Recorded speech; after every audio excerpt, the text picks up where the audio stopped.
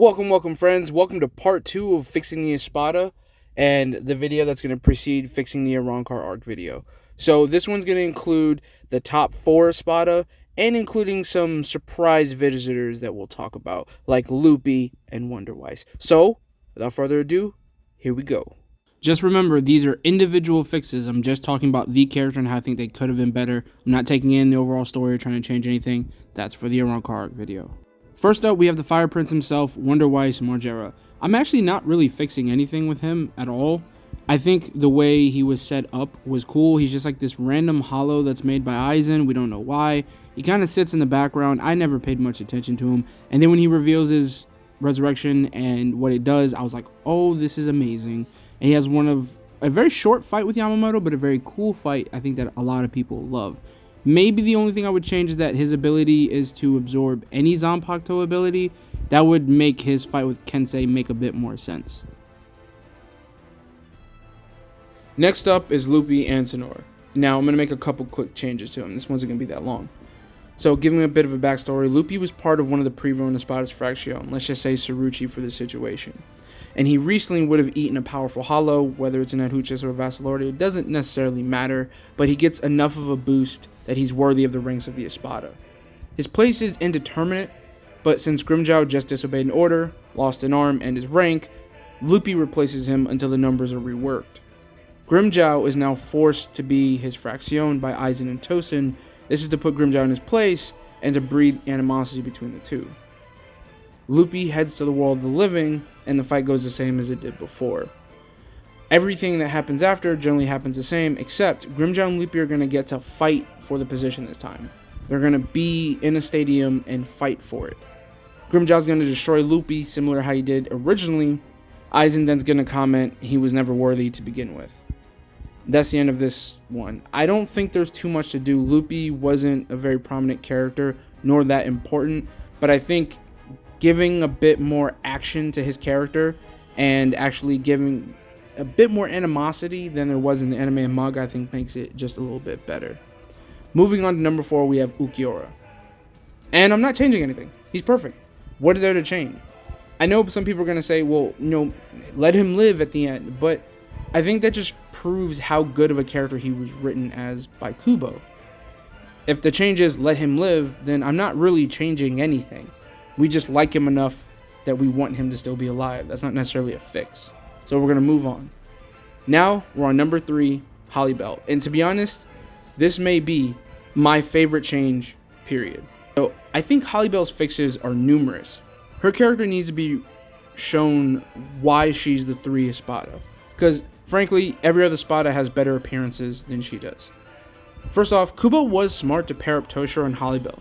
They have the ability to counter each other very nicely.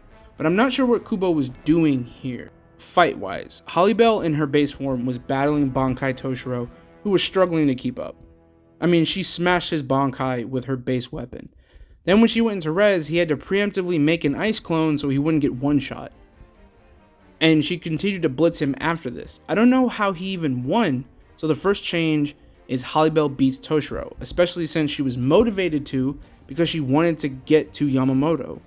So when Hyattsen Hyakaso comes, she uses her Viendo like she was supposed to and makes a Cascada big enough that Toshiro can't stop. As Toshiro is crushed under the water, but he lives, you can't kill the cash cow. She then takes the Cascada and in one swoop swings it at Yamamoto, who counters it with a wall of flame. I'm trying to get her a better fight and, make her worthy of the 3rd Espada. With the mass release of steam and the explosion going off, all of FKT is covered in steam, and everyone uses a burst of spirit energy to blow it away. Yamamoto would ask her if she really wants to fight him, and he gives her an option to take her still alive subordinates and run back to Hueco Mundo. Yamamoto would see the flicker of indecision in Halibel's eyes.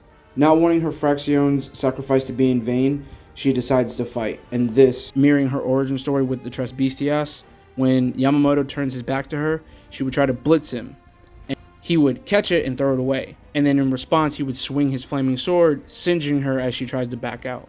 She realizes his flames are too much and he'll demoisturize the air, so Cascada and her other attacks would just be useless. So she has to pull out a trump card. Her spirit energy spikes, and she points her lance at Yamamoto. it would explode, and she would also lose her boots and bracers.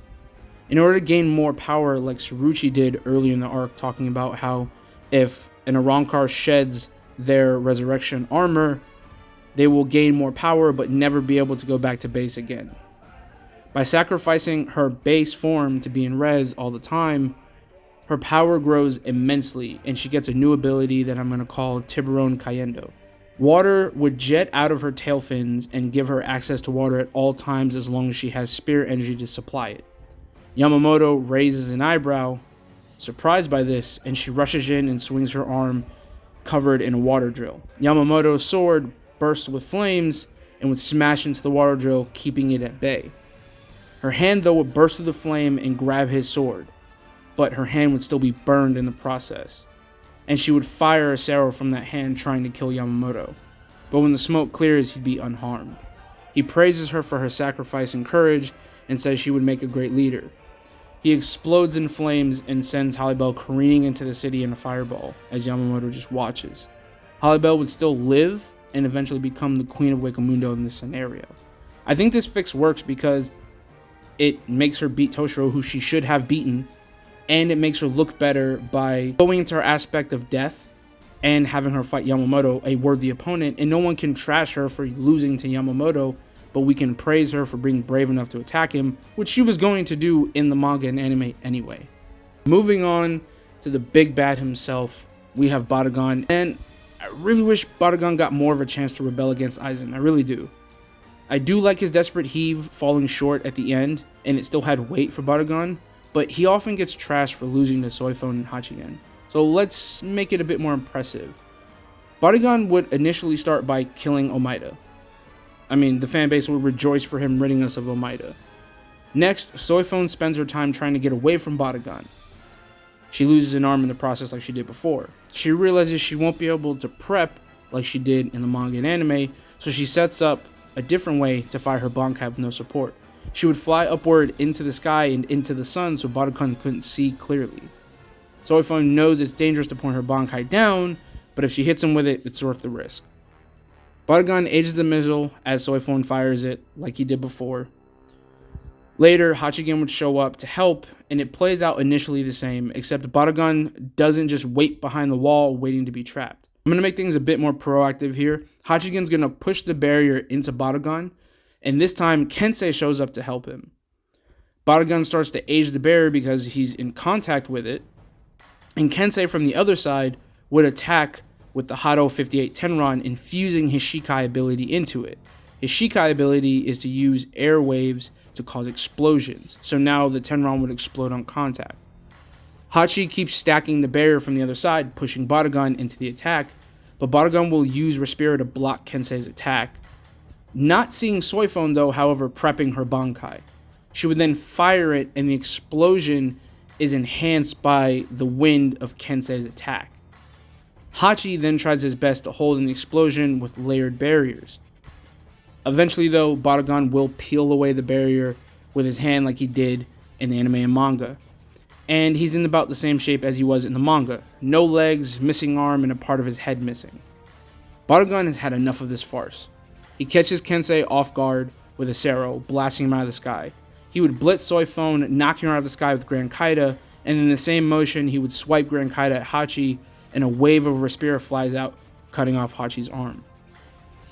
Hachi then would trap the wave of Respira and teleport it in the box like he did in the manga, but within Barragan's personal barrier instead of inside him. I thought that was silly, and I'm going to change that.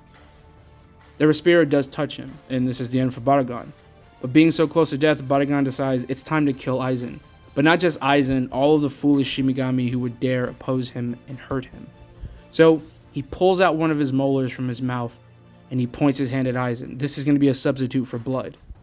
He screams Gran Ray Respira and fires a black and red beam of energy at Aizen. The wave blasts through most of the city. Everyone gets out of the way except Aizen and Tosin. Tosin puts up a Danku, but it rips right through it.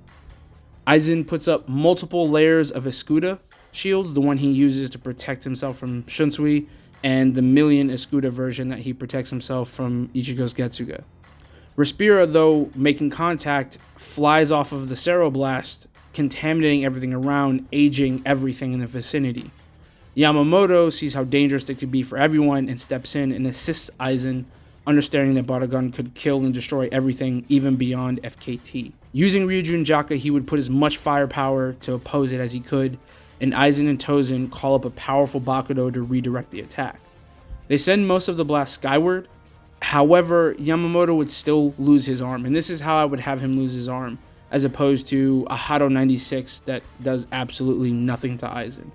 I like this fix because it gives Barragan a cool new ability in the Gran Ray Respira, and it kind of makes sense that it would give his last heave a bit more weight in the fact that he wasn't just a danger to Aizen or his fellow Espada or the Shinigami, but to the humans outside of FKT, which makes him more terrifying and really backs up his position as the King of Hollows and the God of Hueco Mundo, such and such.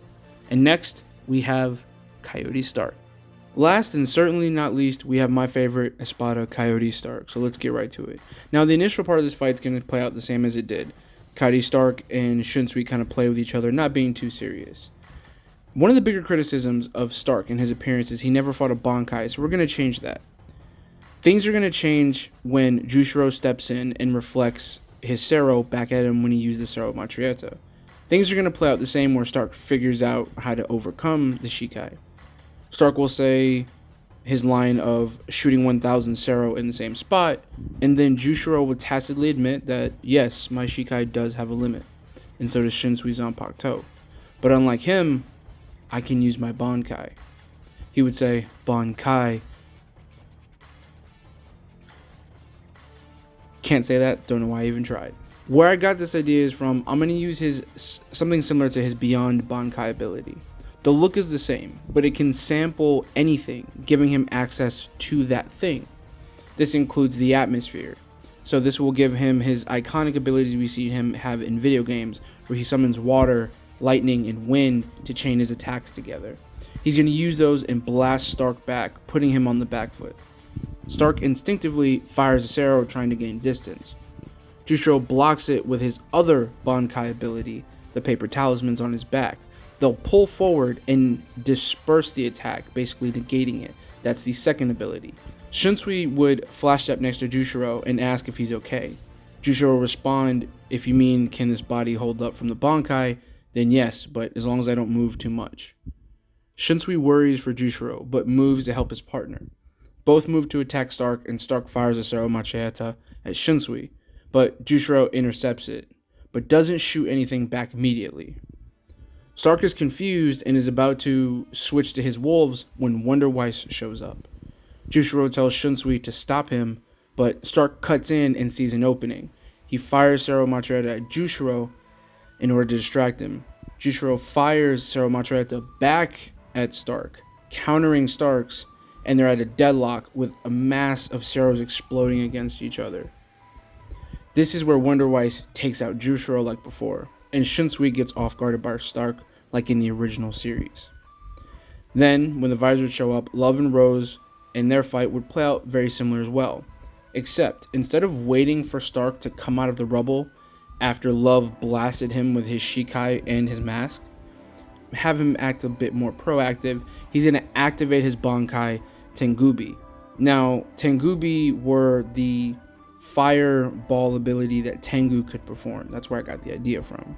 His mallet would melt into wings that resemble the spiky mallet, and they would form into shoulder guards and wings. These would summon multiple large fireballs that he could rain down on his opponent. But before he could even fire them off, he didn't see Starrk move behind him. This is where the wolves come out. And after experiencing the danger of a Bankai once, Starrk wouldn't be so lax this time around. So he swarms Love and Rose.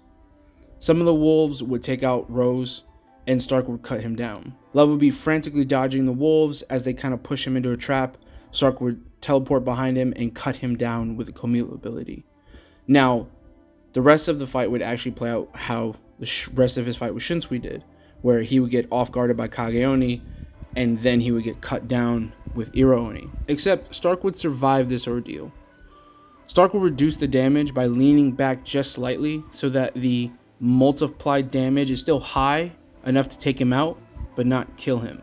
He would then be revived later, like Halibel was by Orihime in the short novel Nestle by Night.